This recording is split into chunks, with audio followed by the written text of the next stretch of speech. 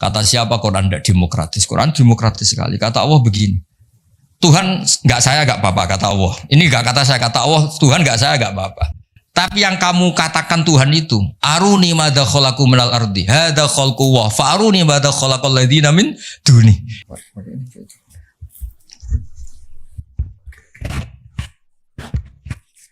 Al-Fatihah. A'udzu billahi minasyaitonir rajim. Bismillahirrahmanirrahim. Alhamdulillahirabbil alamin arrahmanir rahim. Shiratal ladzina an'amta 'alaihim ghairil maghdubi 'alaihim waladdallin. Ya, sekarang itu ngaji hadisnya, ini ngaji tafsir.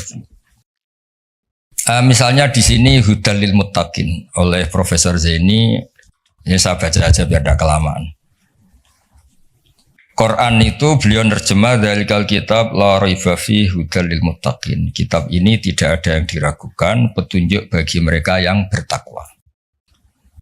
Sebetulnya kata takwa itu secara kosakata itu dari kata waqo yaki wikoyatan. Terus ikut wazan ifta'ala jadi ittaqo yattaqi ittiqoan. Sebenarnya maknanya waqo itu bukan takut, menjaga, no? Menjaga. Nah, menjaga itu adalah menghindari sesuatu supaya yang bahaya itu enggak terjadi. Jadi menjaga itu ada unsur, ada bahaya, kita supaya itu enggak terjadi. Itu namanya menjaga. Sebab itu bukti kalau makna saya benar, tidak salah. Ada kata ittaquwaha, tapi ada ittaqun naro. Kan enggak mungkin sama-sama jadi objek dari ittaquwaha, kok ada ittaqun naro, ya ada ittaqun nisa. Wajar tertawa kalau dibahas bisa. Ini dosen-dosen di Butan itu masih punya selera. Bahasa halusnya nafsu itu selera. Kalau Pak Arso ya sudah off. Pak Rektor bina-bina.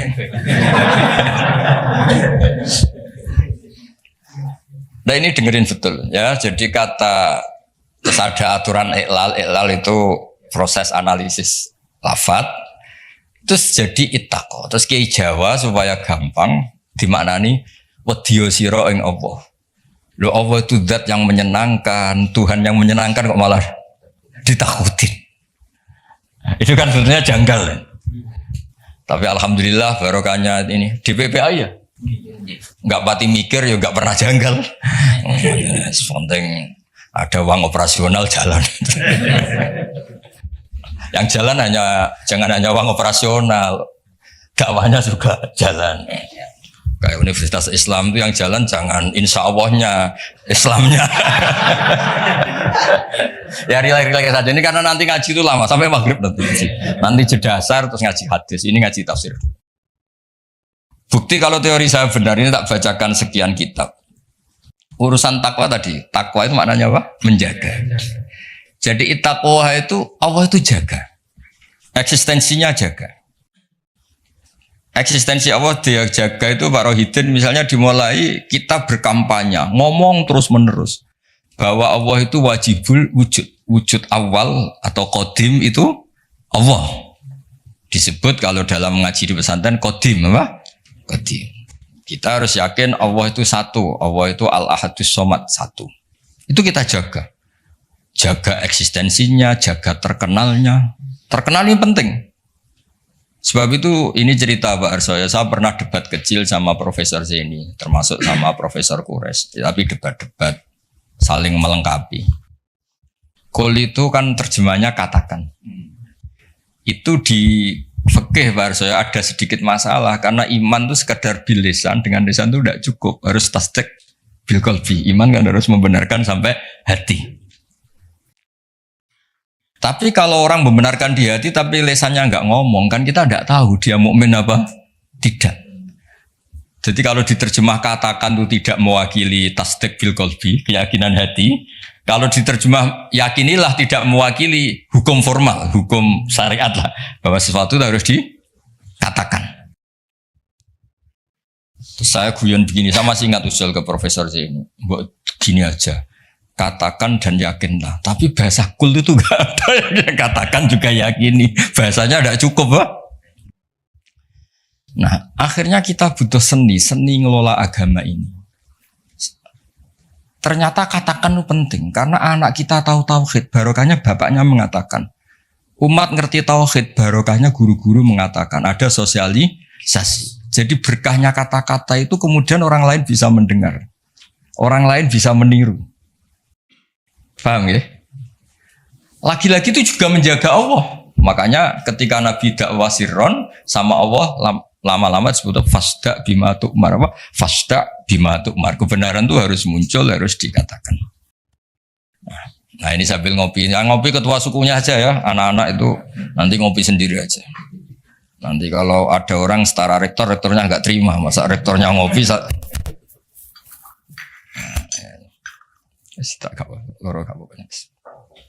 teruskan ya. Makanya ada kata ittaqun nisa. Jaga perempuan itu supaya jadi orang baik, ya, jadi objek pelecehan, supaya pendidikannya cukup. Tapi juga ada kata ittaqun nar. Ittaqun nar itu jaga diri kamu supaya nggak masuk neraka. Juga ada kata ittaqul fitan. Kamu hindari fitnah-fitnah itu, prahara-prahara. Nah, sebab itu ini cerita bahwa kitab yang saya bawa di sini itu kitab kuno, kitab dulu. Itu di sini dijelaskan, ya saya baca ya, nanti otorisasinya ini kayak notulen ini, nanti Pak Fajar sama Pak Sadali ini. LC ini dulu kuliah di sana jauh ini. Semoga ngaji betul, tidak hanya lihat mumi. Gak usah diterangkan, kamu tuh kok hasut tuh, biasa aja.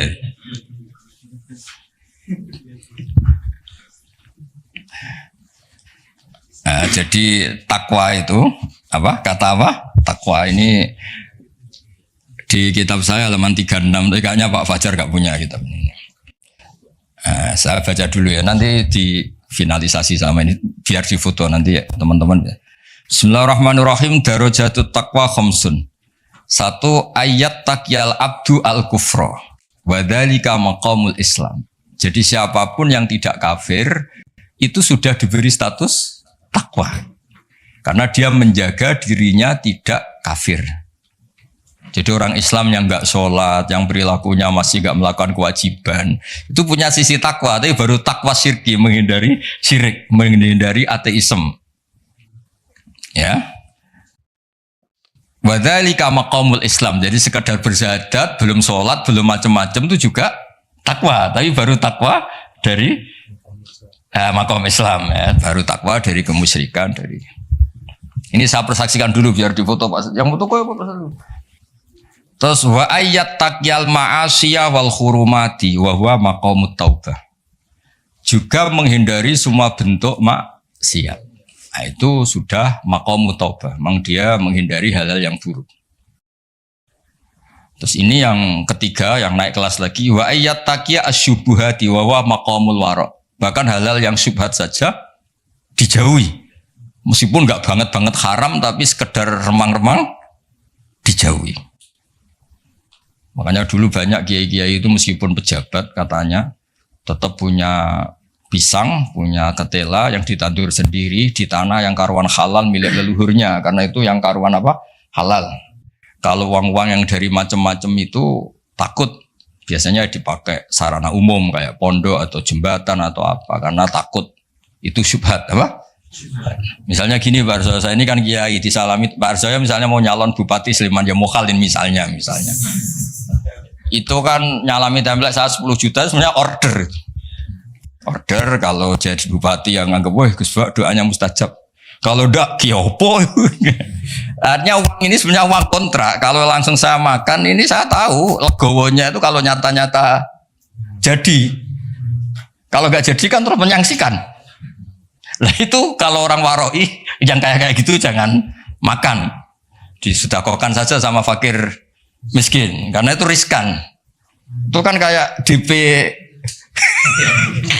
Karena nanti kalau jadi bupati betul nambahi biasanya karena itu dianggap paham ya.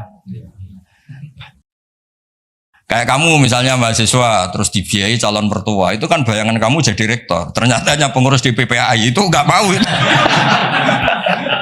Itu subhat itu karena nggak sesuai ekspektasi. Halal-halal pas-pasan lah kira-kira gitu.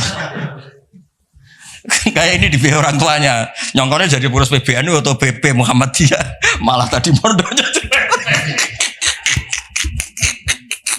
Paham ya? Nah, kalau sudah gitu namanya maqamul wara'. Terus ada lagi bahasa makom yang keempat. Wa ayat taqiya al mubahati wa huwa maqamu zuhdi. Sesuatu yang boleh pun kalau itu riskan dihindari. Itu zuhud. Tapi contohnya jangan Pak Fajar Warsoyo mungkin, kalau Pak Fajar gak mungkin. Misalnya malam-malam lapar, kalau Pak Warsoyo wah marung. Kalau bakulnya cantik nanti lupa istri gimana? Padahal marung itu halal. Tapi ada titik riskan. Makanannya halal. Kalau Pak Fajar ya mangan ngomaro iku wae. Itu mubah pun dihindari karena takut ada masalah. Itu juga takwa. Nah ini yang mungkin ini kelas saya, sampean nggak percaya nggak apa-apa. Yang terakhir tuh wa ayat taqiya khudura ghairillah ala qalbi. Wa huwa maqamul musyahadah. Kelas di mana takut hadirnya selain Allah di hatinya. Jadi misalnya saya punya uang dikasih Pak Arsoyo, misalnya dikasih Pak Fatul Wahid atau dikasih mahasiswa. Nggak kepikiran kalau ini dari makhluk. Karena takut memberi ruang makhluk. Tetap semua rezeki itu dari Allah. Yang menggerakkan hati kamu ngamal ya Allah. Harta yang dipakai juga milik Allah. Wah itu sudah makom paling tinggi. Dia nggak nerima kehadiran selain Allah. Kalau di Quran itu ada ayat itu Pak Arsoyo. Kulillah apa? Kulillah sumadarhum fi khawdihim yal'abun. Kabeh ku mau ngelakoni. Kabeh ku Allah. Jadi Pak Fatul Wahid suatu saat kalau makomnya sudah kayak saya jadi rektor bukan karena saya profesor, bukan karir saya. Kabeh ku Allah. Kalau sekarang belum mau masih jumawa. Tapi suatu saat saya pasti mau ya. Pasti mau. Saya dulu pas rektor juga masih belum begini. Pak Sudanda ini sudah mau ke kelas nomor 5 ini apa? Menolak kehadiran selain Allah. Ini milih yang mana ini anak-anak ini mahasiswa Pak? Mahasiswa. Wah berarti hidayahnya cek pas-pasan ini belum makomnya. Pokoknya ndak kafir dulu ya. Iya Pak Sedili ini pokoknya agak kafir dulu urutannya. Muslim. Tingkat satu ya. Sudah nomor 1 atau tingkat 1? Tingkat 1. Bahasa kerennya nomor 1. Ya jadi saya pastikan makna saya itu benar. Bukan karena saya sombong atau merasa apa-apa. Karena ini referensinya jelas. Ini kan makanya saya tadi matur ke Pak Rektor. Saya ngaji yang sangat otoritatif. Ya, satu menghargai UII sebagai kampus besar. Apalagi pakai label apa? Islam. Itu jangan sampai Islamnya itu insya Allah ya. Jadi Islam beneran apa?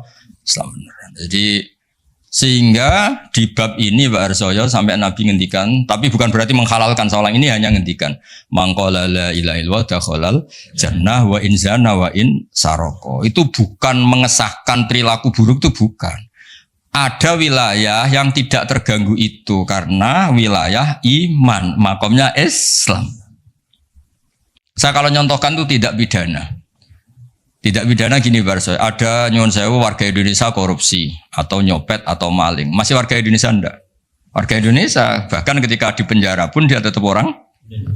Tapi kalau dia mengurus paspor ganti identitas, ganti warga, KTP-nya diganti paspor ganti, benar-benar enggak warga Indonesia. Sama, orang kok merubah status Allah, tidak mengimani Allah itu tidak ada. Nah, itu berarti merubah status kehambaan dia, merubah status hambaan dia, nah itu baru kafir karena dia merubah status kehambaan. Tapi kalau baru salah, nyuwun sewu orang Islam, nyuwun sewu ada yang korupsi, ada yang nakal, ya dia tetap Islam, tapi yang jenis ini, jenis ini. Kalau dalam guyonan bapak saya itu orang Islam loro, ono sing umat Islam, ono Islam sing kumat. Nah ini yang yang nomor 2 itu apa?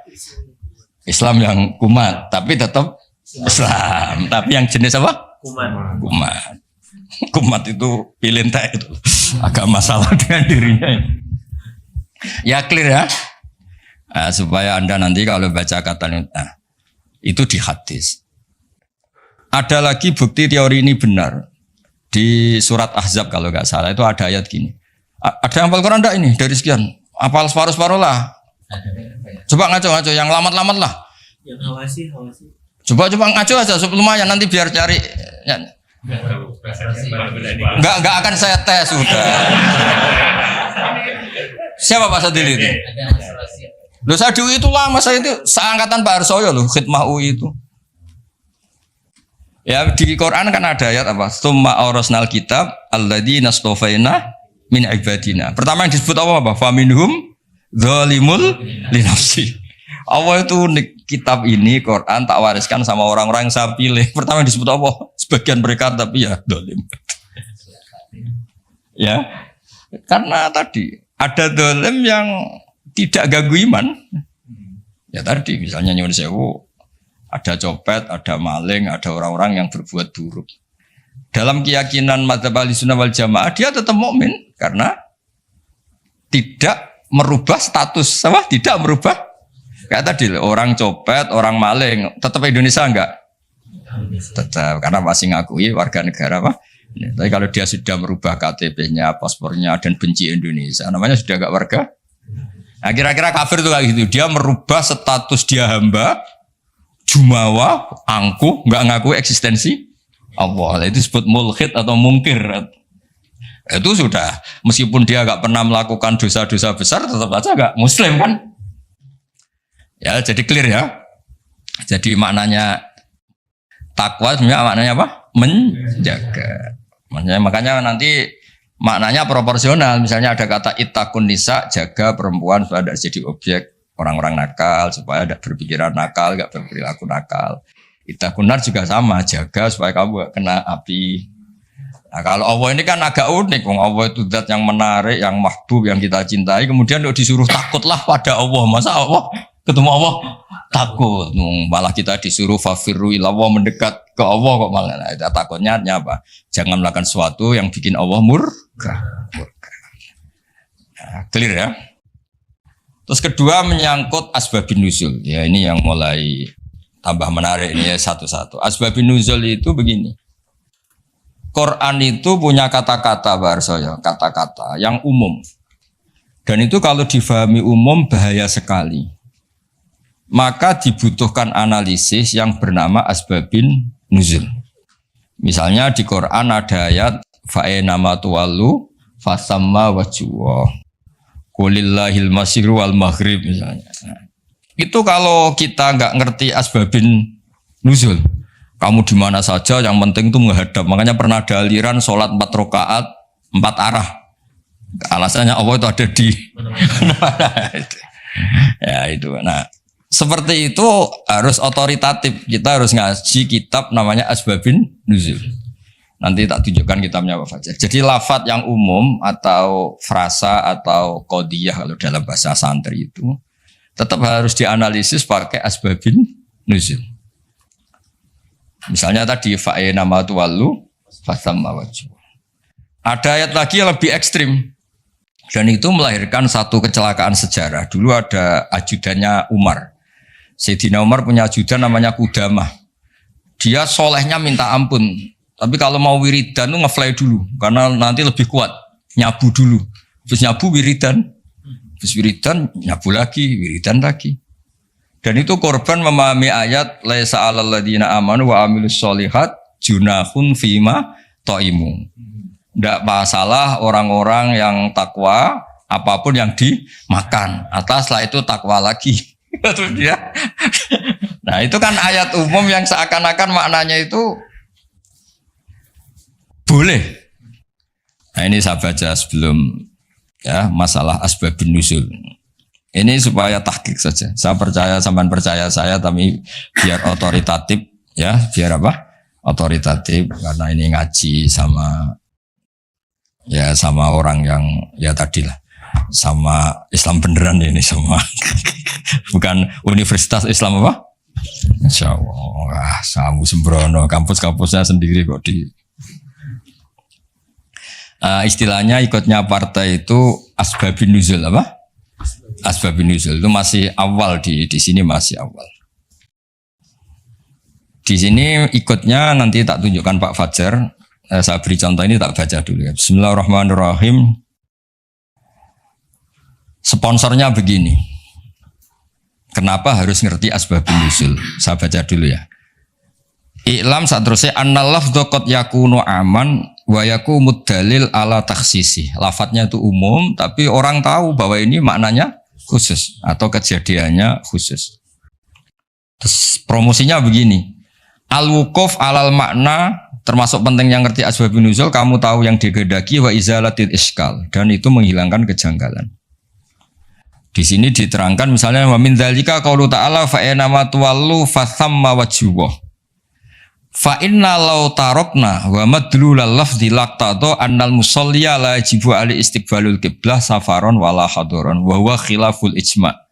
Falamma urifa sababu nuzuliha ulima annaha fi nafilatis safar au fi man shalla bil istihad wa bana lahul khata'u ala ikhtilafir riwayat fi dzalik. Jadi dulu pernah sahabat itu di hutan, misalnya kalau di Indonesia mungkin di atas Merapi gitu, ada sahabat 4 entah 5 gitu. Pak Arsoyo sholat milih kiblat yang beliau ijtihad. Pak Wahid juga gitu, saya gitu, Pak Fajar gitu, Pak Rohidin gitu. Setelah pagi, semuanya ternyata itu nggak ada yang benar. Yang benar pun faktor tepaan. Nah, ternyata karena itu ijtihad yang salah dan sudah berusaha ngerti kiblat, dan Allah akhirnya maklumi, ya sudah tidak apa-apa, tidak usah ada, niat kamu juga menghadap kiblat. Nah, fa'inama tuwallu itu konteksnya itu ya, konteksnya itu kamu di mana saja menghadap, di situ ada ridho Allah. Jadi tidak ada hubungannya dengan pembolehan orang tanpa apa? Kiblat. Atau kedua fi nafilati safar. Nafilati safar itu kalau orang punya hobi sholat. Ini yang nggak kebayang bagi kamu itu. Muka-muka kayak kamu itu nggak kebayang. Nabi itu saking senengnya sholat. Ketika naik unta pun itu ya sholat. Dan nanti kiblatnya ngikuti arah unta atau arah perjalanan. Tapi nggak kebayang tuh kalau satu libar nggak kebayang. Sholat subuh aja disiram air istrinya kalau di kampus ngurusi Islam di rumah, wah ngurusi istri aja nggak bisa. Ya, jadi seperti itu penentunya adalah asbabin nuzul apa? Penentunya adalah asbabin nuzul. Jadi misalnya di terjemah itu begini, ya apa tadi? Fa'ena matwalu fathamma wajhuhu. Itu kan kesannya tadi, kesannya itu kayak kita bebas gitu apa? Kayak kita apa? Bebas. Nah, tapi ternyata yang dikehendaki itu adalah kiblat dalam konteks orang tersesat atau orang yang di safar. Ya jelas ya. Jadi ini terus saya baca di kitabnya ini. Fa'inama tuwallu fathamma wajhuhu, itu konteksnya hanya itu saja. Konteksnya nafilatis safar, Nabi saking senengnya sholat itu adalah sampai ketika naik unta pun inginnya sholat. Tapi untuk sunat ya, jangan untuk fardu ya. Kalau untuk fardu sebagian ulama rata-rata bilang itu iadah. Kalau untuk apa? Fardu. Terus atau orang bingung. Makanya di kitab fikih itu ada bab begini Pak Fajar. Al-istihad la yunqadu bil istihad. Itu termasuk contohnya itu ada orang, satu orang sholat 4 rakaat dengan 4 arah. Jadi lelah sekarang kepikirannya sana kiblat. Rakaat kedua rubah sana. Sampai dijajal semua. Karena dia berusaha menemukan kiblat, Allah ngapresiasi. Sholatnya itu dianggap sah. Karena dia sudah berusaha mencari kiblat. Nah, ayat-ayat seperti itu konteksnya adalah masalah asbabin nuzul. Bukan punya makna umum yang terus orang bebas tanpa apa? Kiblat ya, yang bukan berarti orang terus bebas tanpa apa? Kiblat. Ya clear ya? Biar sampean ngerti. Nah, begitu juga seterusnya ada ayat Barsoya inna sofal marwata min sya'airillah. Itu kan terusannya tuh agak ekstrim. Kamu yakin nggak sa'i di sofa marwah itu wajib apa sunat? Wajib kan? Bahkan rukun. Tapi redaksinya Quran itu sama cari di terjemah ini Fajar di ayat Baqarah 158. Nggak, biar orisinil. Baqarahnya 158. Sofa dan marwah termasuk syiarnya Allah. Terus Allah ngendikannya itu agak ringan. Maka kalau kamu kaji, kalau sa'i ya nggak apa-apa. Kalimatnya fala junah itu nggak apa-apa. Kesannya kan bisa ya, bisa tidak. Sudah ketemu. Udah. Kegiatan. Gimana? Sesungguhnya Safa dan Marwah adalah termasuk sebagian syiar Allah. Maka barang siapa yang berhaji atau umroh, tidak ada salah baginya untuk bersa'i di antara keduanya. Tidak bersalah kan? Padahal hukumnya sa'i itu sekedar tidak bersalah apa harus? Harus. Ya? Terus yang fa'in nama tua lu terjemahkan 115 itu moco terjemah. Aku moco suhu kok moco terjemah. 115 atau yang fa'in nama tua lu satu mau.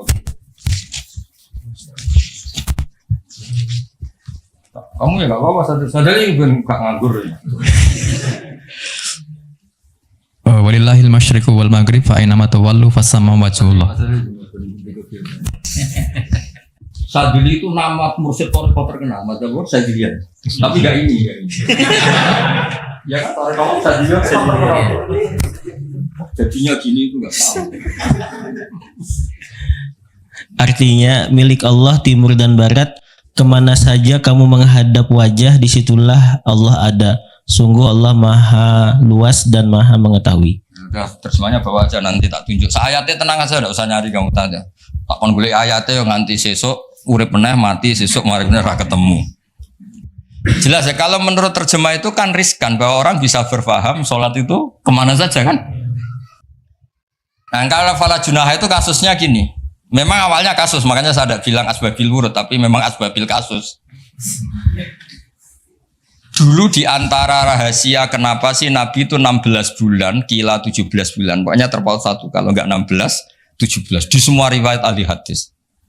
Saya ulang lagi, di semua riwayat. Nabi itu disuruh Allah itu menghadap ke Baitul Maqdis, Baitul Muqaddas yang di Palestina itu. Karena itu kiblat Ibrahim, di situ ada sokhroh yang dulu dipakai Mi'raj. Itu sirinya, rahasianya. Kalau tadi Pak Rektor bilang asror tadi, rahasianya adalah di seputar Ka'bah itu ada 360 arca berhala. Jika Nabi kalau menghadap Ka'bah mau tidak mau otomatis juga menghadap berhala.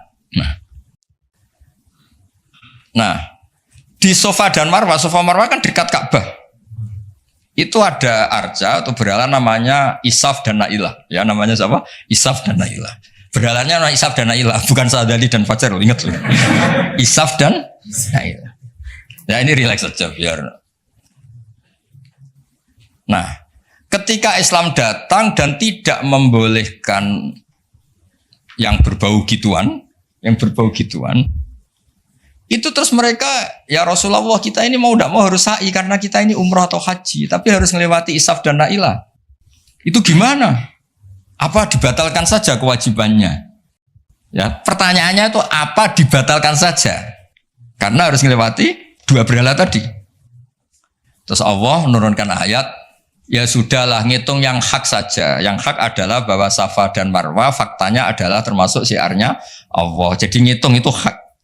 Maka kalau di situ terpaksa ada Isaf dan Nailah, nggak apa-apa. Maksudnya nggak apa-apa itu nggak menggugurkan kewajiban saya. Nggak apa-apa itu maksudnya diabaikan, apa? Ya. Diabaikan itu. Yang diabaikan berhalanya. Berhalanya. Ya ibarat gini, ini cerita mungkin para sahabat nggak pernah dengar karena ngaji sama kiai NU baru tenanan sekarang. Kiai pesantren maksudnya bukan kiai NU, kiai pesantren. Dulu itu ada kiai khusyuk. Dulu kan masih banyak orang khusyuk. Kalau sekarang kayaknya susah. Itu gak mau haji karena ngerti kalau di pesawat itu mesti ketemu pramugari cantik. Udah cantik ya gitulah, menarik. Takut betul kalau orang khusyuk ini kan, kalau kamu gak kebayang takut kan.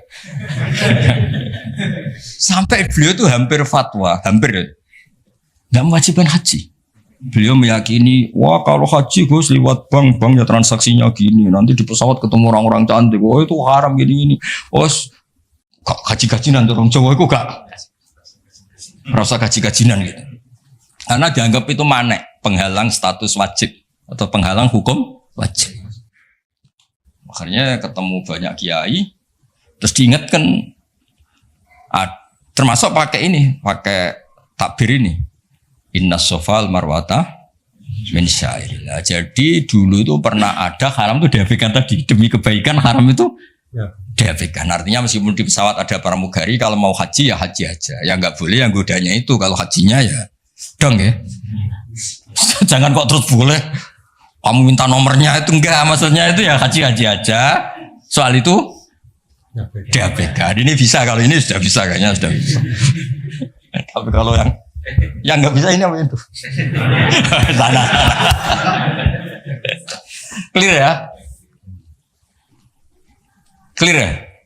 Jadi yang taat ya tetap taat, kalau itu ya diabaikan. Artinya gini, andaikan saya jadi kiai menangi seperti itu kan bilang, kalau mau umroh saja. Tapi itu gue harus ketemu perempuan-perempuan cantik gini. Yaitu diabaikan saja, tidak ganggu kewajibannya. Nah sama, ya kira-kira gitu. Jadi fala junaha itu tidak apa-apa, sudahlah tetap sa'i saja, abaikan yang tadi. Jangan terus itu mengubah kewajiban. Kalau itu pakai gitu ya tidak ada orang kuliah. Anak perempuan mau kuliah di UI, itu dosennya Pak Fajar, Pak Sadali. Kayaknya masih riskan gitu. Wah, gak ada orang nuntut ilmu kan? Terus Pak Sadali juga gak mau ngajar di mahasiswi. Karena gak mau ngajar, wah riskan. Soalnya pas-pasan saja. Nah kalau saya bilang gak apa-apa, maknanya diabaikan, tidak melakukan mana ada. Ya clear ya, itu penemunya atau penentunya juga mengenali asbabin nusul. Saya baca ya. Wa min dzalika qaulu ta'ala inna safal marwata min sya'airillah fa inna dzahira lafdhiya la yaqtadi anna sa'ya fardun. Ya kalau melihat secara lafaz kan sa'i itu berarti tidak fardu kan, Allah hanya bilang tidak apa-apa. Nah, terus walhasil waqad raddat Aisyatu ala Urwah fi fahmi dzalik bisa babi nuzuliyah. Wa huwa anna sahabata ta'assamu dari kata asima ya. Asima itu dosa ya. Ikut wazan tafa'ala jadi ta'assama apa?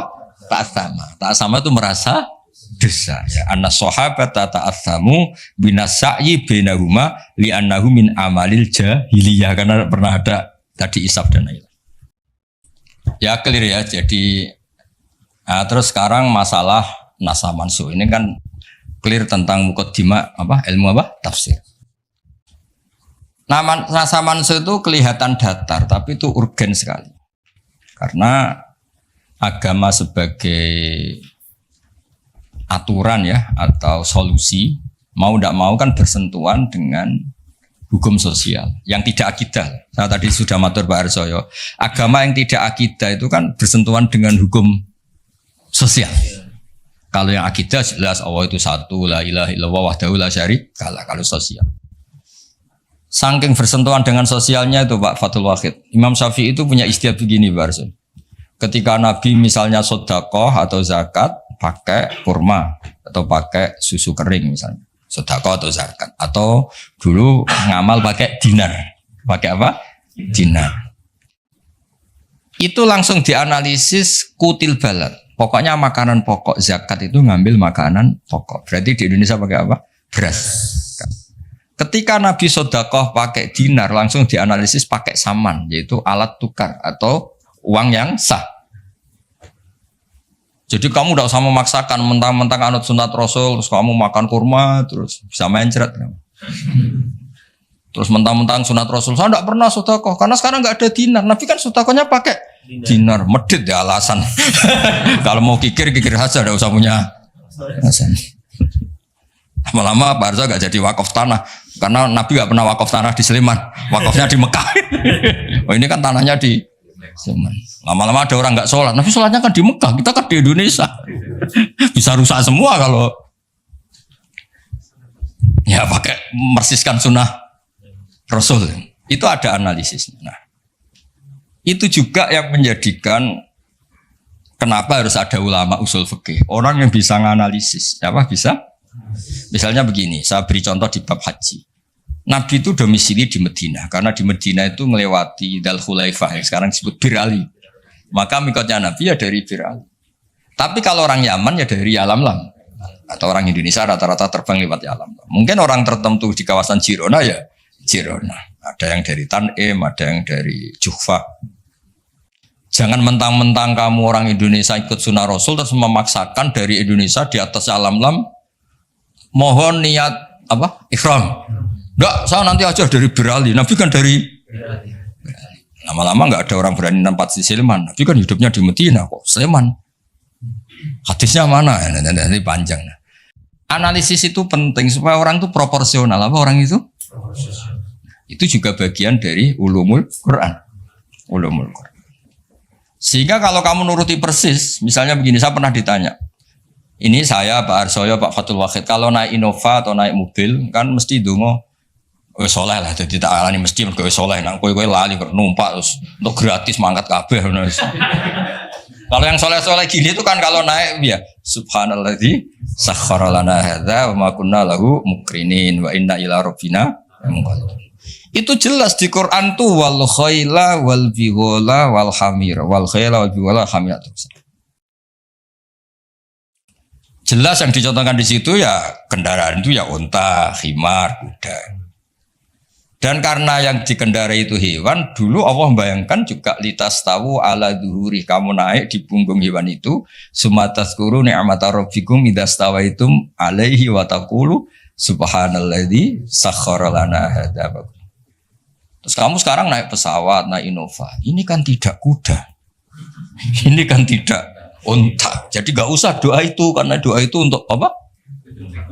Naik kuda atau unta. Ya kacau semua kalau gitu. Makanya dibutuhkan ilmu namanya usul fikih. Usul fikih itu kira-kira analisis. Yang dilakukan Nabi itu jenis ubudiyah makhdoh sehingga nggak bisa dinego, atau jenis produk sosial, atau jenis. Nah, kalau produk sosial ya tadi sudah musyawarah sama Pak Arisa tadi ya kontekstual atau apa kondisional namanya produk apa.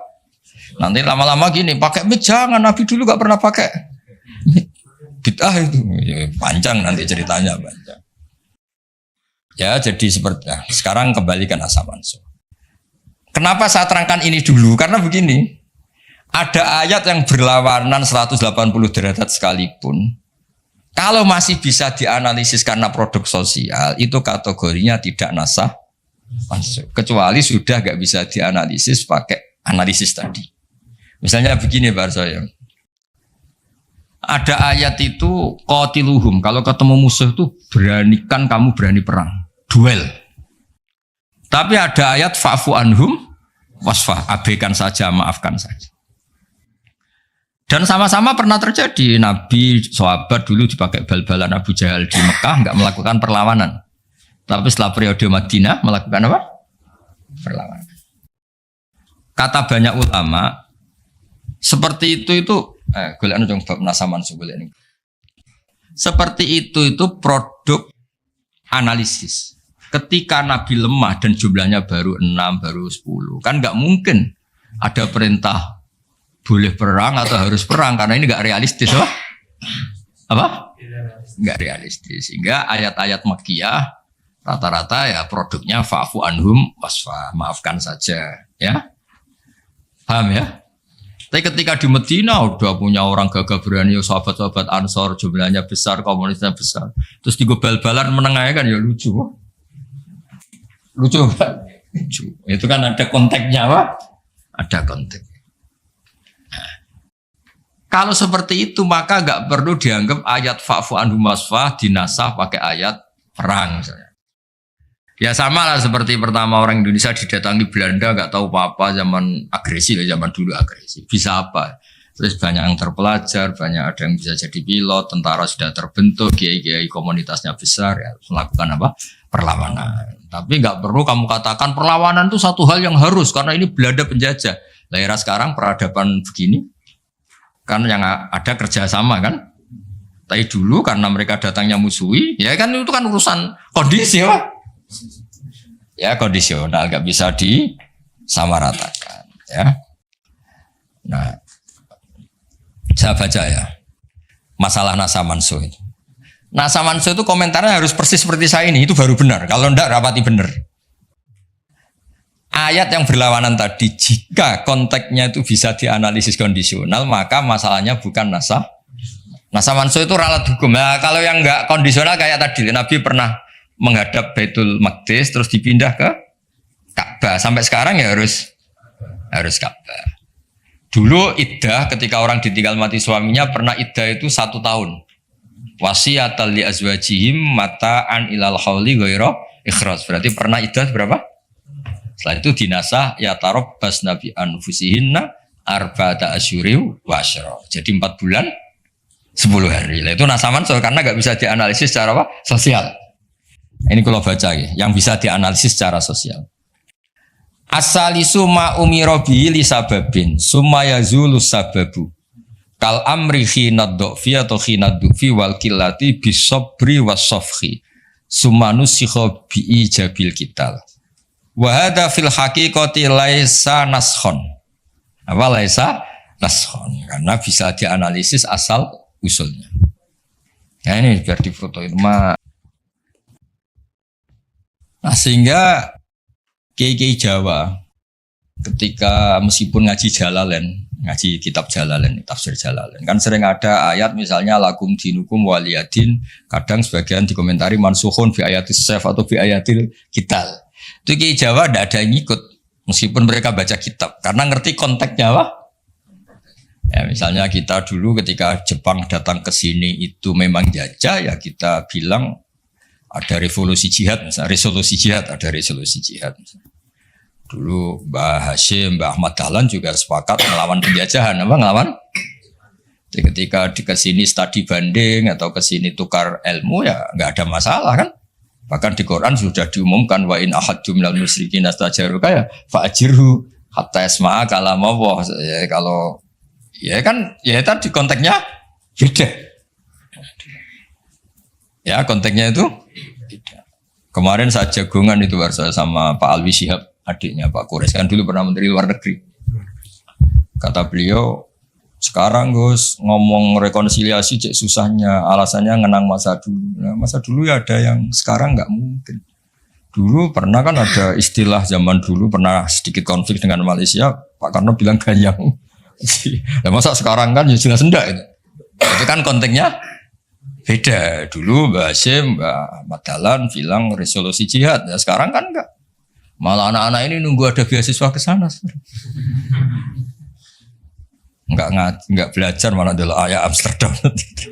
Oh, dulu bal-balan. Apapun itu kan yang seperti itu kategorinya itu ma'uzila disababin apa ma'uzila disababin. Jadi hilangnya bukan karena hukum nasa mansuh, tapi karena sebab yang berbeda. Saya tadi jagoan Pak Warsoyo, dulu tuh orang kiai-kiai termasuk buyut-buyut itu ngaramkan orang pakai pantolan ya, pakai celana, pakai apa itu? Dasi. Karena itu londo itu. Mantasabah bikomen bahwa minum. Ya pernah kan ada era gitu. Nah sekarang rektor Universitas Islam Indonesia pakai celana, pakai dasi. Londo itu kalau dulu tuh. Sekarang enggak. Sekarang kalau pakai sarung malah dianggap wow, masalah kan. Kecil saya masih ingat orang pakai sarung tuh nggak dianggap sunat karena dulu katanya cerita dulu uang sih nganggo sarung kalau piok kalah terus kemulan turun yang rondan dari dulu pernah lo ya tapi cerita kuno dulu tuh orang kalah main loh ini saksinya banyak ini kan dulu sarung pernah ya nasibnya gitu pernah ya sekarang saja sarung jadi simbol pakaian apa santri dulu gak ya masih ingat ya cerita itu Upyo kemula semain kalah kemulan tidur dia mah cakro. Ya terus jangan bilang oh ini sarung simbol orang kalah apa main kalah judi gitu jangan sekarang konteksnya beda. Nah itu nggak perlu kamu analisis pakai nasa maksudnya kalau suatu saat Anda baca ayat yang konteks maknanya kok beda sama sekali, enggak langsung boleh dianalisis itu nasa mansuh. Bisa aja konteksnya beda. Ya kira-kira gitu harusnya. Jadi di sini redaksinya ma'umira bihi li sababin summa yazulus sabab. Saya contohkan tapi Pak Fajar enggak usah tersinggung. Misalnya kenapa sih Nabi itu banyak yang poligami? Orang di nikah Nabi itu bangga. Mertuanya ya bangga, iparnya ya bangga, umatnya ya bangga. Saya tak tahu yang kamu nikah itu bangga apa enggak poligami. Sehingga dulu namanya Juwairiyah itu dulu ketangkep ketika perang. Itu orang Banil Mustalik itu bencinya sak pole sama Nabi. Kelompoknya Nabi juga benci sama Banil Mustalik. Setelah Juwairiyah itu dinikah Nabi, semua tawanan sahabat yang di Banil Mustalik dilepas. Azharu Rasulillah, ini keluarga besan. Yang sahabat juga ngelepas Banil Mustalik karena keluarga Bunyain aja sekarang itu keluarga besar. Maksud saya cerita saja, ada usaha itu, gak usah cerita saja. Cerita aja cerita, maksudnya cerita. Kalau kamu poligami itu kira-kira istri kamu, mertua kamu, ipar kamu bangga apa? Nek. Maksud saya bukan masalah boleh tidaknya, kalau bolehnya boleh, lelaki itu boleh nikah berapa? 4. Loh, bukan berarti. Gak maksudnya kalau kamu merasa sunat-sunat banget itu perlu dipertanyakan di bolehnya boleh, tapi kalau merasa apa? Sunah-sunah banget itu konteksnya itu dong ya. Udah usah diterusin, itu banyak yang nggak siap. Inginnya yang di belakang tuh kalau boleh boleh aja, gue nggak usah catatan ya gitu. Syarat dan ketentuan berlaku. Ya sudah, pokoknya ini ngaji rileks ya. Sekarang ini masih ada waktu 30 menit. Sekarang tentang mukjizat, karena ini yang paling panjang itu tentang apa? Mukjizat. Saya sengaja saya letakkan di akhir. Saya baca takbir orisinilnya dari hadis Rasulullah SAW di Shahihul Bukhari. Saya ulang lagi, di kitab Shahihul Bukhari. Nah, di kitab Shahihul Bukhari nomor hadisnya itu 4981. Kamu sudah hafal berapa? Ya, nomor hadis berapa? 4981. Di antara kebanggaan Rasulullah SAW itu beliau ngendikan, tidak ada nabi kecuali dikasih ayat atau mukjizat yang spektakuler. Kayak Nabi Musa kan bisa kayak simsalabim, mukul belah laut terus kering. Nabi Soleh juga batu besar ngeluarin onta. Ngeluarin onta, keren. Onta kok keluar dari batu besar. Ajaib lah. Nabi-nabi dulu itu ajaib. Tapi yang agak-agak, kalau boleh dibahasakan, agak-agak gak rasional itu satu, Pak Arso. Saya punya kitab namanya Al-Husurul Hamidiyah. Itu pinternya bukan main yang ngarang. Saya gak pernah jadi rektor, Pak. Tenang saja. Gak, tetap keren jenengan karena pernah jadi rektor. Itu pinter toh gak jadi rektor. Dia bilang gini, mukjizat itu dari kata ajaza yu'jizu ijazan, ya kan? Ajaza yu'jizu ijazan. Sesuatu yang bikin musuh itu gak berdaya. Berarti fahuwa mu'jizun. Fahuwa mu'jizun. Berhubung wakilnya perempuan, karena ayat itu kan mu'annas. Akhirnya mukjizatun. Ya, ini masih punya sisa-sisa. Dulu ngaji lama ini di Kudus. Nggak tahu jadi begini. Dulu lama ngaji di sini. Ya berarti mukjizat apa? Sesuatu yang bikin musuh itu nggak berdaya. Nah sekarang kata kitab yang saya baca tadi, ketika tidak mampu, ya Fir'aun dan kawan-kawan mampu nggak punya tongkat untuk membelah laut? Nggak mampu kan? Umatnya Nabi Soleh mampu nggak ngeluarin unta dari batu besar? Nggak mampu. Nah kalau sekedar nggak mampu, siapapun nggak mampu bikin burung, juga nggak bisa bikin lautan.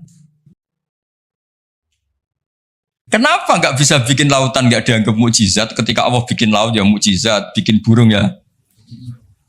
Mereka nggak bisa loh bikin orang kayak kamu gini kan nggak bisa. Nah umatnya Nabi Pak Arso itu dilatih. Yang namanya mukjizat tuh ayat apa saja. Terciptanya langit dan bumi, gunung, Semeru sampai gunung Jogja, Merapi. Semuanya tuh mukjizat karena itu ayat Allah yang orang nggak akan bisa bikin. Sebab itu mukjizat Rasulullah itu dianggap paling rasional karena nggak usah nunggu yang dasar-dasar yang. Jadi cara Nabi Muhammad kalau ketemu Nabi Musa gejolokannya kira-kira gini. Musa mukjizat yang ngenteni ono ngono barang. Memangnya orang bisa bikin ayam, bikin pitik, bisa bikin nyamuk. Kan sama-sama berstatus mukjiz, sesuatu yang orang lain enggak bisa. Makhluk enggak bisa. Lah umatnya Nabi itu enggak dilatih yang gitu-gitu, dilatih inna fi khalqis samawati wal ardi waqtilafil laili wa nasabdar wal fulki sampai kabeh la ayatil liqaumi yaqilun. Kalau kamu punya akal tuh semua sudah mukjizat. Ngapain sih mukjizat kok nunggu gitu-gitu gitu. Clear ya? Jadi makna mukjizatnya ndak kena untuk umatnya Nabi Musa itu ndak kena. Untuk ngakui lemah saja kok nunggu pertunjukan. Bikin rambut aja kan ya ada. Bisa untuk ngakui Allah dijaya saja kok nunggu pertunjukan. Harusnya keseharian kita juga sudah ada pertunjukan Allah yang menunjukkan kita ini tidak siapa. Makanya di kita disebut wa ma min dabatin fil ardi wala ta'iri yatiru bi janahihi illa umamun amsalukum. Inna fi khalqis samawati wal ardi satrusnya la ayatil liqaumi yaqilun. Enggak usah. Wa min ayatihil lailu wan naharu wasyamsu wal qamar. Semuanya itu sudah mukjizat, enggak usah nunggu. Nah, ini saya baca ya. Ngaji ini kondang. Saya baru ini ngaji seterhormat ini didampingi rektor sama sekretaris pembina badan wakaf. Kayaknya nanti kalau Mungkar Nakir ketemu saya, wah ini kayak hebat. Kenapa? Ngaji aja ditunggu rektor terus. Jadi rektor. Tapi tadi pas beliau nunggu saya, Pak Arso makom saya sudah yang kelima tadi. Tidak boleh hadir selain Allah. Jadi ya sudah. Akhirnya saya bilang, ini Allah sendiri yang mendatangkan, ini Allah sendiri. Sudah gak penting semua. Wah, kalau pakai makom kelima saya tidak terima kasih. Karena menolak kehadiran selain Allah tadi.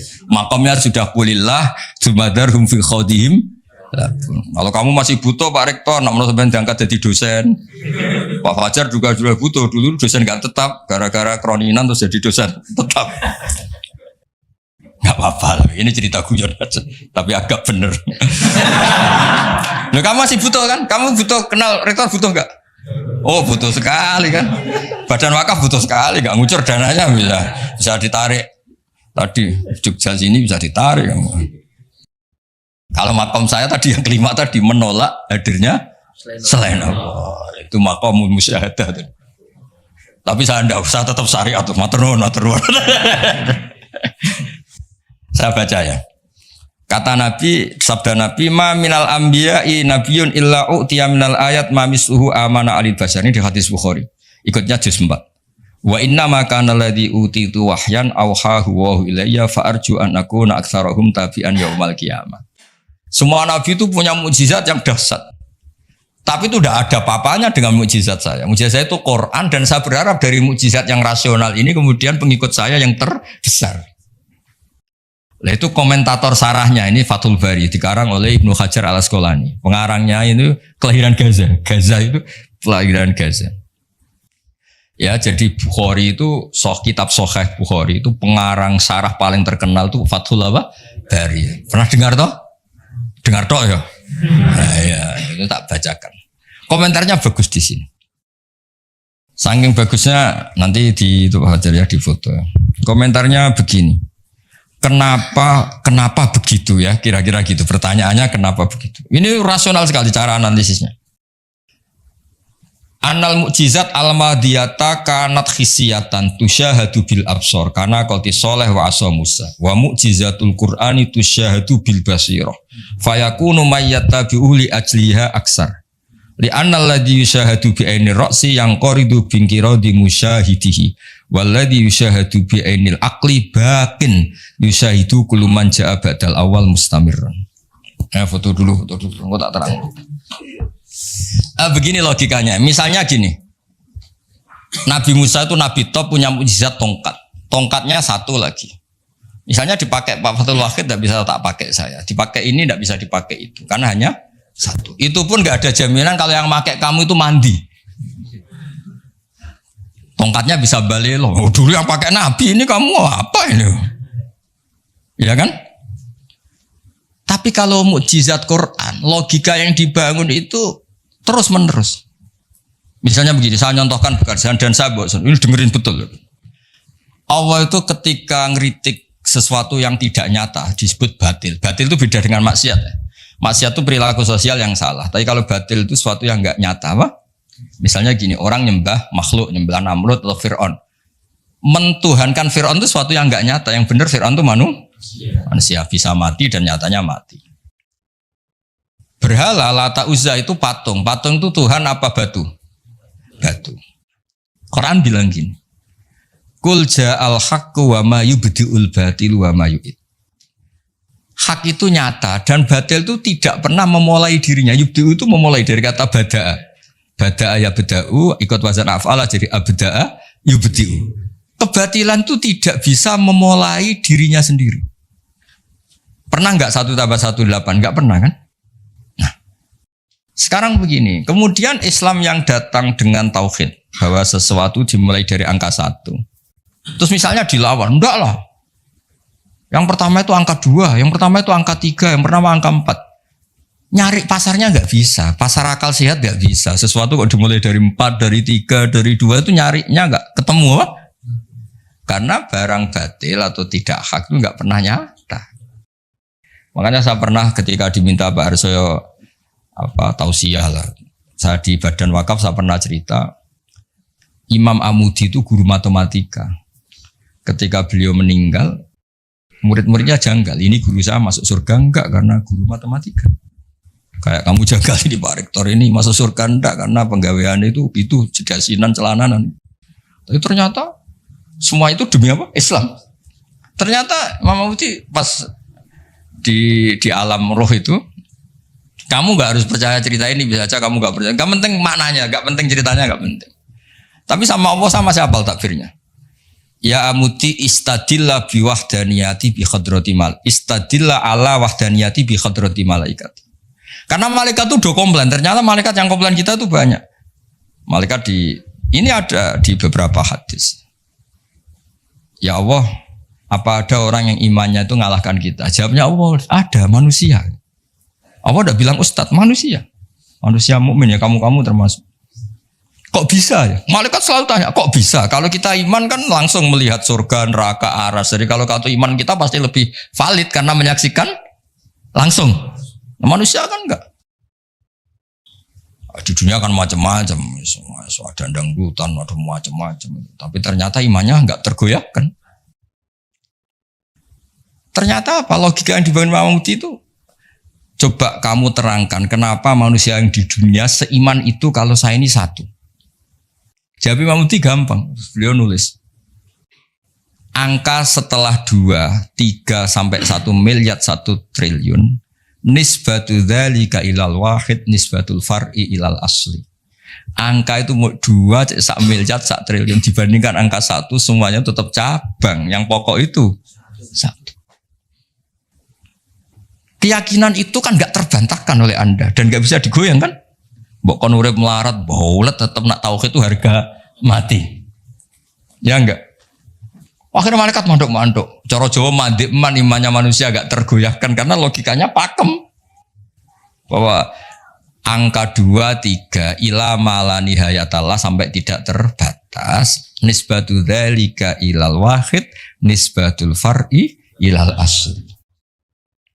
Kemudian setelah itu Imam Amudi gambar Pak Arso. Gambar sekenanya aja, bisa gambar gedung, gambar rumah, gambar mobil. Gambar apapun juga dimulai dari min nuqtah wahidah, dari satu titik. Gambar itu baik, besar, elek, apik, tetap dimulai dari satu titik. Nah, makanya Quran dimulai dari Bismillah sebagai isyarat, semuanya dimulai dari nuqtatil wujud, yaitu Allah Subhanahu wa ta'ala. Nah, mukjizat ini yang dimiliki umatnya Rasulullah sallallahu alaihi wasallam. Misalnya kita bela Nabi itu poligami atau orang-orang soleh poligami, belanya gampang karena pakai rasional. Ngurmat orang satu apa? Ngurmat perempuan satu hukumnya apa? Baik kan? Ngurmat yang baik loh, maksudnya bukan ngurmat tok. Ngurmat perempuan satu yang baik hukumnya apa? Baik. Kalau 2 lebih baik, logika loh, udah usah dipraktekkan. Ini kan cerita orang baik, bukan cerita kamu, bukan. Orang baik, ngurmat perempuan satu baik. Jadi apa? Baik. Ngurmat 2? Baik. Nah, sekarang tinggal waliannya. Kamu satu saja, kamu terlantarkan. Melantarkan orang satu, dosa. Orang 2, lebih dosa. Itu kan.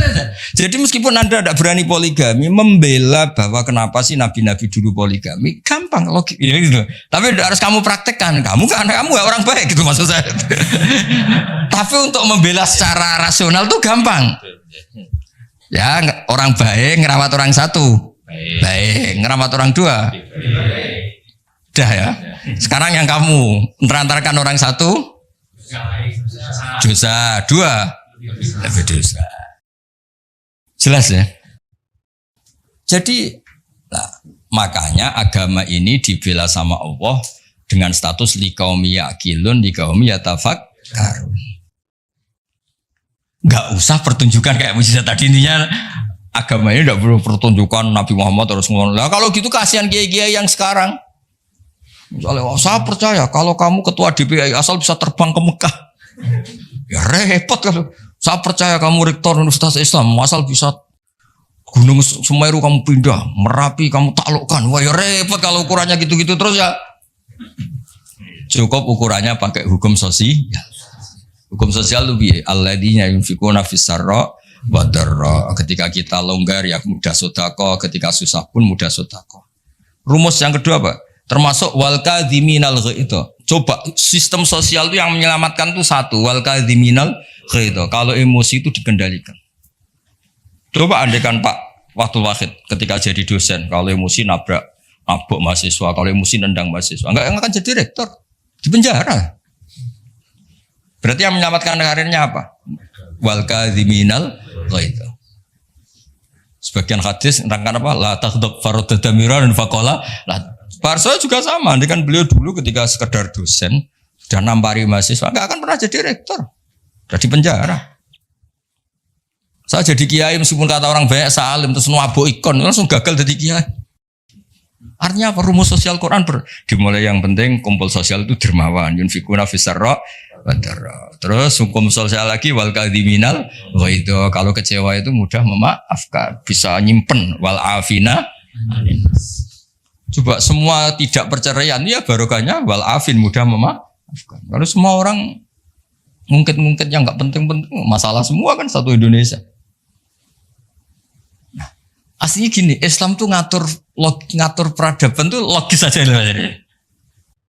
Saya kalau nyontohkan gini, kamu di Jakarta, merantau di Jakarta atau di Thailand atau di mana saja, dan Anda melakukan sama teman kamu yang kamu cari zaman berteman itu kenangan kamu sebagai yunfikun, orang yang memberi, al yadul ulya khairum al yadis sufla. Mampir ku pede. Misalnya gue itu konco jenis Parmin di Jakarta atau di Thailand. Ketika kamu kenal di Kudus, kamu sering ngamal, kalau kecewa ya tidak main tampar. Kamu mampir pede ndak? Pede. Coba kalau kebalikannya, ketika Parmin di sini kamu tamparin, setelah itu kamu kikir, mau mampir itu gak ada pede. Ternyata aturan pede juga diatur. Ketika Quran memulai cerita orang baik apa? Alladzina yunfikun. Yunfikun itu yang melakukan infak. Hubungannya dengan orang lain itu kalau bisa memberi. Kalau enggak bisa, ya paling tidak ganggu. Makanya Nabi ngendikan izzat fima indanas yuhibbakan nas. Kalau kamu enggak tukang ganggu harta orang lain pasti disenangi manusia. Kamu didulani teman yang enggak akan pinjam motor kamu, mobil kamu kan tenang. Tapi kalau orang yang pelanggan minjem, waduh. Jadi intinya, andekan peradaban itu dibangun begini kan enak. Contoh terakhir lagi mukjizatul Quran. Ada ayat walau kunta fadhdhan ghalidhal qalbi lan faddu min khawlik. Dimulai ayat fabima rahmatim minallah lintalak. Muhammad gara-gara kamu sayang sama umat, kamu bersikap lemah lembut. Dan andekan kamu itu bersikap kasar, maka orang akan bubar. Lan faddu itu mesti bubar. Lanya li taukid, lan faddu mesti bubar. Nah, kata Ibnu Khaldun dalam mukaddimahnya ngendikan gini. Hadaddin, agama ini datang dengan rasionalitas peradaban. Bukan mentang-mentang dengan mukjizat. Hada Rasulullah man uyida bil kauni kulli. Ini Rasulullah orang yang punya kekuatan alam raya, bisa melibatkan Jibril, Israel, Mikail, bisa melibatkan semua malaikat untuk menolong agamanya. Tapi Allah cerita agama ini diterima karena Nabi itu bersifat rauf, sayang, rahim, lemah, lembut. Misalnya gini, ini mokal tapi tak cerita. Misalnya Pak Fajar itu bisa terbang ke Mekah. Kamu darani wow gak? Wow kan? Ternyata pas mau kamu hormati ke tua boy, plang. Bilang wow apa jancuk kira-kira saja. Enggak, jujur saja. Ini masalah ilmu hak, gak usah. Enggak ada gunanya kan prestasinya terbang ke Mekah. Wow, kamu hilang kan? Padahal jelas dia bisa terbang ke Mekah, temu MBS gitu. Muhammad bin Salman itu yang enggak ngaruh. Yang pengaruh adalah sifat lintalahu bil mu'minina raufur rahim. Juga gitu. Ini rektor, ini ketua badan wakaf, ini presiden, ini kiai besar. Yang ngaruh adalah sikap kasih sayang. Ketika itu dilanggar, lan faddu. Kamu hormat sama rektor, sama saya, misalnya kayak besar. Tapi misalnya pas kau hormat, tua aku ikut bal-balan satu, mesti tuntas apa? Clear ya? Maksudnya gini Warso, ya mukjizat itu yang nyon sewu ditawarkan Rasulullah, yang diwasiatkan, yang disuruh pakai pegangan ini loh Quran. Pegang sebagai peradaban, sebagai akidah, sebagai perilaku. Nah, makanya mukjizat Quran mustamirah karena peradaban ini nggak terkalahkan. Mustamirah. Tapi kalau peradaban kok tongkat gitu kan terus repot sih. Dipakai apa? Dibilang gak mukjizat ini milik Nabi Musa, pas kita pakai ternyata gak mandi karena pemakainya kita. Jadi kalau mukjizat Quran kan jelas. Ilmu logikanya ketika Tuhan Esa kena kan tadi. Angka 23 dibanding angka 1 adalah nisbatul far'i ilal asli. Angka peradabannya kena. Poin peradaban kena hubungan dengan orang lain. Al yadul ulya khairun minal yadis sufla. Jelas ya? Termasuk hubungan dengan istri. Allah tuh bayangkan hubungan dengan istri itu tidak baik-baik saja. Itu niknya Quran. Di Warsa itu Quran itu bayangkan hubungan dengan istri itu tidak baik-baik saja. Wa ashiruhunna bil ma'ruf. Itu urusannya orang fa'in ahbabtumuhunna, fa'in karihtumuhunna. Karena Allah itu saking pinternya. Namanya kumpul itu mesti ada masalah. Makanya bayang kalau ada masalah dan kamu sedang nggak suka, boyo mikir hal yang kadang kamu nggak suka itu hikmahnya besar. Jadi Quran tuh membangun peradaban dengan segala asumsi. Asumsinya adalah yang tidak kita inginkan. Fa'ingkari tumuhun. Makanya kita dilatih senam otak. Wa asa antuhibbu syai'an padahal wa syarrul lakum. Waliannya juga wa asa antakrahu syai'an wa khairul lakum. Kita tidak pernah tahu. Dan itu akhirnya itu yang menyelamatkan kita. Coba yang menyelamatkan kamu apa? Berpikir positif kan? Dan itu aturannya Quran. Satu pernah baca kitab. Dan itu kebetulan ada orang minta nasihat saya habis baca kitab itu. Dia ketika kaya raya jabat temannya banyak. Ketika miskin jadi buruh temannya tidak ada yang main. Dia ngeluh, wah ini orang munafik semua Gus. Ketika saya jatuh gak ada yang kesini. Dan dia sudah jadi buruh bikin bata itu, bikin batu bata itu. Terus tak bilang, malah bagus gitu. Kalau teman-teman kamu datang, terus kamu ditonton pas dibentak-bentak majikan, malah kamu malu tuh. Jadi Allah bikin kultur itu bagus. Kalau miskin jatuh gak ada yang main. Kalau main kamu malah jadi tontonan. Oh iya Gus, baru tertawa-tawa. Jadi di balik yang kamu tidak suka itu ada kebaikan. Makanya Imam Syafi'i saya sering cerita di mana-mana. Imam Syafi'i itu ada orang ketemu beliau cium tangan hormat, setelah di luar maki-maki. Syafi'i gini. Terus ada yang lapor. Orang yang tadi cium tangan engkau, yang hormat engkau di luar maki-maki kamu. Imam Syafi'i tertawa-tawa. Loh kamu diceritain ini kok tahu lah. Baguslah berarti saya wibawa. Di depan saya tidak berani. Dianggap enteng saja Pak. Enteng. Maksudnya ini ijazah ke rektor. Kalau ada yang di luar kok gak cocok, depan saya gak berani. Wibawa saya. Itu saya gunakan Gus. Jadi kadang dianggap enteng saja Pak. Terus diceritain lagi. Ini separuh kampung kamu itu gak suka sama kamu. Jadi Imam Syafi'i, bagus lah. Yang gak suka itu pasti gak pernah utang itu. Gak pinjem-pinjem itu. Yang masalah itu yang suka. Orang kalau gak suka kan gengsi mau pinjem, mau ngutang. Artinya dianggap hikmahnya itu. Jadi sesuatu yang kamu kadang gak suka itu hikmahnya besar. Misalnya kamu punya istri merengut yang ngamuan, bagus itu. Nak guya-guya be wong lanang liya pusing juga kamu kan. Ya, intinya itu Allah ngajari kita senam dakwasa untuk ibu syai'au wa syarrul lakum. Kadang wa asa antakrahu syai'au wa khairul lakum. Terus kita berkesimpulan gimana? Wa ya'lamu wa antum la ta'lamun. Sudahlah kita sebagai manusia yang lemah berkesimpulan yang tahu itu apa, kita tahu apa? Kita tahu apa. Nah, hal-hal gini yang menjadikan Quran itu abadi. Ya, ini sebelum asar tak bacakan tak berlagi ini di kitab Itqan. Ini lebih bagus, lebih ekstrim. Itu tadi kitab Fathul Bari yang barusan tak baca Pak Fajar. Kalau ini dari kitab Al-Itqan. Itqan spesialis tentang ulumul Quran. Ini kalau mau Pak Arso ya. Wa aksaru mu'jizati hadhil ummah aqliyatun li farati dzakaihim wa kamali afhamihim Wali anna hadis syari'ata lamma kanat baqiyatan ala sofahatid dahri ila yaumil qiyamah khussat bil mu'jizah al aqliyah al baqiyah. Jadi agama ini karena akan dipakai sampai kiamat, maka agama ini harus logis. Karena ini yang bisa menyelamatkan. Misalnya gini logis. Ketika saya hubungan dengan Pak Fathul Wahid baik-baik saja, karena hubungannya saling manfaat. Dan Islam mengharamkan madharati ke orang lain, merusak orang lain, merusak sarana umum. Dan itu yang menyelamatkan peradaban adalah Allah gak suka perilaku apa? Merusak. Kita di mana-mana kan baik-baik saja kalau kita tidak merusak hanya orang lain. Terus Allah cerita lagi, wa yuhibbul muhsinin, misalnya inna wa yuhibbul muhsinin. Kita hidup di mana saja kalau kita ihsan pasti baik-baik saja.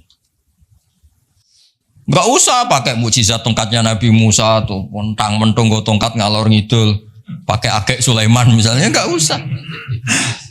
Yang menyelamatkan kita itu peradaban yang dibangun Allah Subhanahu wa taala. Nah, cari-cari foto Amit Pak Fajar. Nah, ini mulai itu.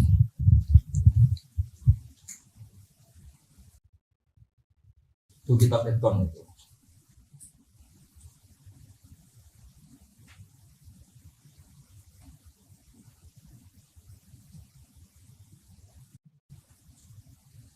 Ya, jadi kalimatnya itu ya kalimat di kitab Edkon ini jelas khussat bil mu'jizah al aqliyah.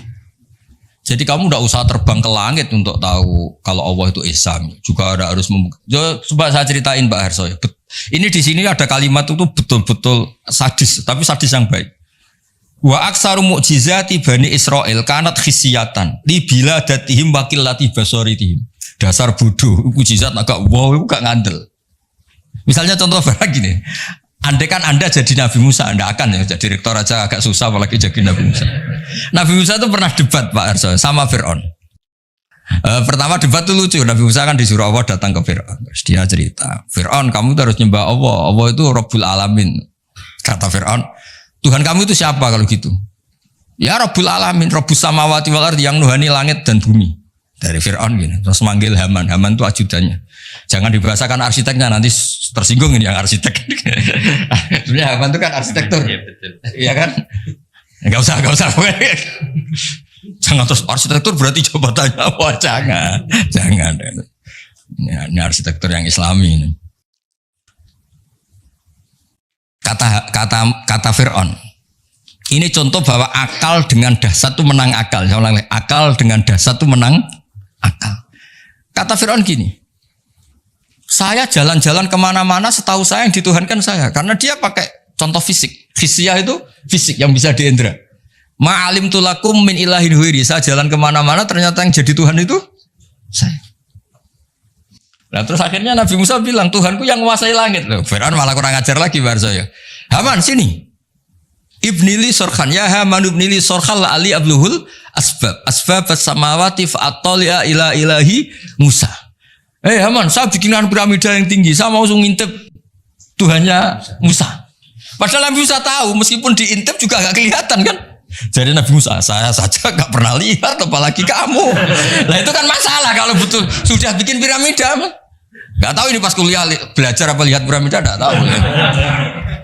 Nah, kan masalah ya. Gara-gara orang Bani Israel memaksakan semuanya itu khisyah. Ukuran nyata ndak itu apa? Khisyah, fisik gitu. Nah, ini khisyah. Ternyata apa Pak Arso? Yang bisa mengalahkan Fir'aun itu logika yang dibangun Nabi Musa. Makanya di alam roh itu Nabi Musa itu ditanya sama Allah. Musa, keinginan kamu yang belum kesampaian apa? Menjadi umatnya Rasulullah Muhammad. Kenapa? Karena itu rasional Pak. Tapi enggak kuliah di UI, andekan nyata, jadi enggak mau tetap. Aku yakin orang Bani Israel gengsinya tinggi, enggak mau tetap dia tetap jadi umatnya Nabi, tetap saja enggak mau kuliah apa? Masuk Nabi direktori, enggak Nabi kan enggak mau.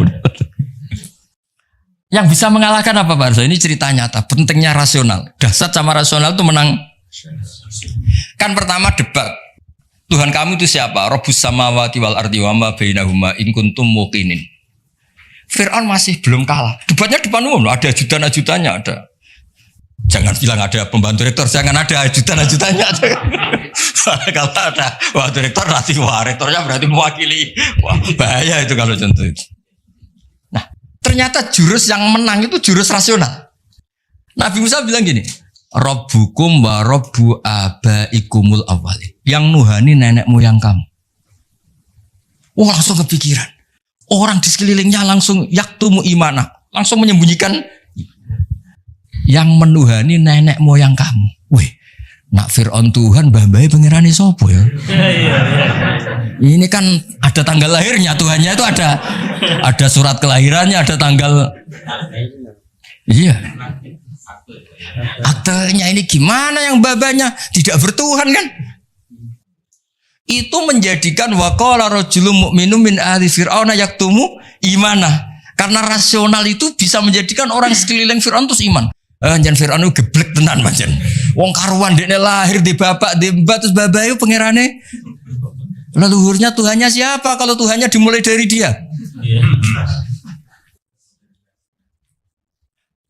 Akhirnya banyak yang diam-diam itu iman. Berarti apa? Jurus menjelaskan yang dahsyat mulai melibatkan piramida ternyata kalah dengan jurus rasional. Nah, makanya apa mukjizatnya hadil mah khussat bil mu'jizah al aqliyah al bagiyah. Nah, moga Pak Fajar foto gak lewat Pak Fajar lewat kula niki luwih keren niki. Nah, niki kata-kata yang ini aja yang langsung apa? Khussat bil mu'jizah. Ini ya. Kata-kata khussat bil mu'jizah al aqliyah al bagiyah.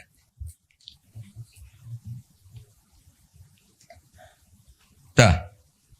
Ah ya lengkap. Ini kitabnya kitab judulnya di foto ini Fathul Bari sama.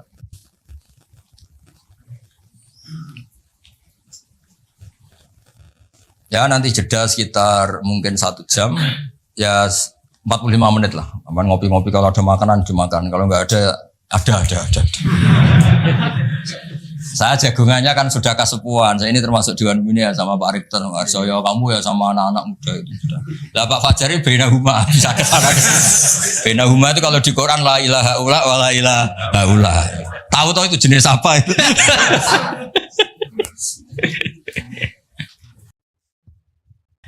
Ya jadi itu cerita mukjizat versi kitab Fathul Bari sama kitab Itqan. Ini versi kitab Ijazul Quran. Itu lebih dahsyat lagi cara nerangkan. Ini yang ngarang Abu Bakar Al-Bagilani. Ini mbah gurunya Imam Ghazali. Imam Ghazali itu punya guru namanya Imamul Haromen. Itu punya guru lagi namanya Abu Bakar Al-Bagilani. Itu beliau ngendikan begini Pak Arsoy. Muqaddimahnya gini. Innama yujibul ihtimama attama bi ma'rifati i'jazil Qur'an anna nubuwata nabiyina alaihi salam buniyat ala hadhil mu'jizah. Jadi kenabian Nabi Muhammad itu adalah dibangun atas mukjizat Quran.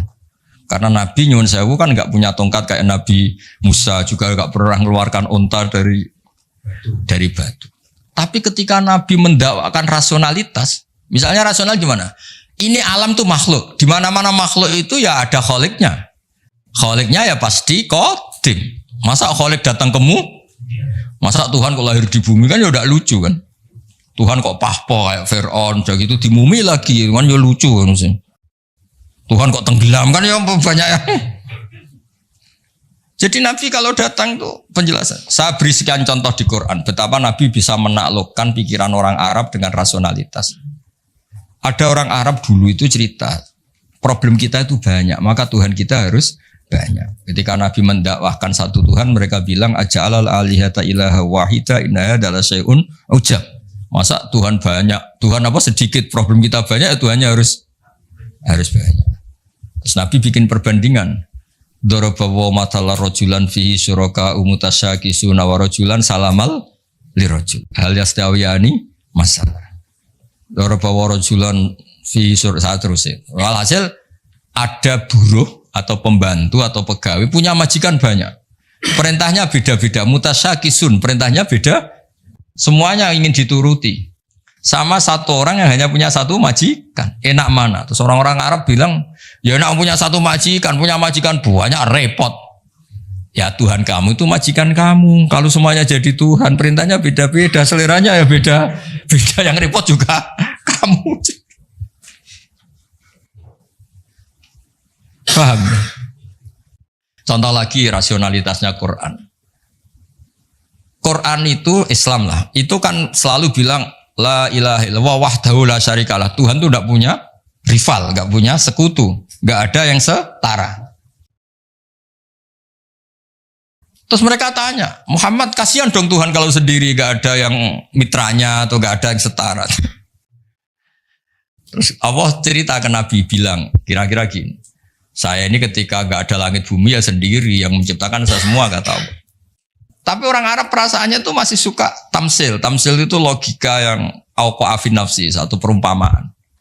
Allah gaya perumpamaan itu ekstrim. Dan orang pasti taslim, pasti setuju. Misalnya kamu miskin, ini kan mahasiswa rata-rata masih miskin. Yang kaya orang tuanya mungkin. Itu pun kalau yang kaya, kalau enggak kan sudah jadi pekerja, merantau di mana-mana, terus mengumpulkan uang bisa beli Innova. Setelah beli Innova, Pak Harsoyo atau saya atau Pak Warwakid menguasai mobil kamu kayak kamu boleh enggak? Enggak boleh kan? Makanya terus Allah bikin darabalakum masalam min anfusikum halakum mimma malakat aymanukum min syuraka'a fi ma razaqnakum fa antum fihi sawa takhafunahum ka khifatikum anfusakum. Allah bikin satu perumpamaan. Misalnya Anda punya mobil yang beli kamu, harta kamu. Kemudian ada orang lain yang gaya menguasai itu kayak miliknya. Kamu boleh enggak? Ya enggak boleh, yang punya saya. Kok ada orang lain sok-sokan? Ya sama. Yang bikin langit bumi itu Allah sendiri. Terus ada orang sok-sokan kayak Fir'aun Namrud, sok-sokan. Gak ikut gawe, gak ikut menciptakan kok menguasai. Makanya ketika Tuhan, saya pernah, yang ngaji itu orang yang dulu pernah lama di Perancis. Ngaji saya tak terangkan. Kata siapa Quran tidak demokratis? Quran demokratis sekali. Kata Allah begini. Tuhan enggak saya enggak apa-apa kata Allah. Ini enggak kata saya, kata Allah, Tuhan enggak saya enggak apa-apa. Tapi yang kamu katakan Tuhan itu, aruni madza khalaqu minal ardi, hadza khalqullah, fa aruni madza khalaqal ladzina min duni. Ini saya Tuhan yang bisa menciptakan langit bumi. Kalau kamu ngaku Tuhan, bikin bumi tandingan. Ngaku Tuhan kok pakai bumi saya kata Allah. Ngaku Tuhan kok pakai bumi. Bikin sendiri. Sebagian ayat aruni madza khalaqu minal ardi am lahum syirkun fis samawat. Kalau ngaku Tuhan, boyo pas saya bikin langit itu sudah ada dia, terus bikin langit tandingan, bikin bumi. Ini enggak bisa apa-apa kok. Lah ya agama ini dibersamai Quran, dibarengi Quran yang ngawal iman kita ila yaumil kiamah. Makanya tadi khussat bil mu'jizah al-aqliyah. Jadi tidak pakai fisiyah tapi bil mu'jizat al-aqliyah. Ya kira-kira gitu doanya nanti habis ini asar sholat. Yang mau jamak tadi sudah jamak. Yang mau ngopi-ngopi terus nanti ngaji apa? Hadis.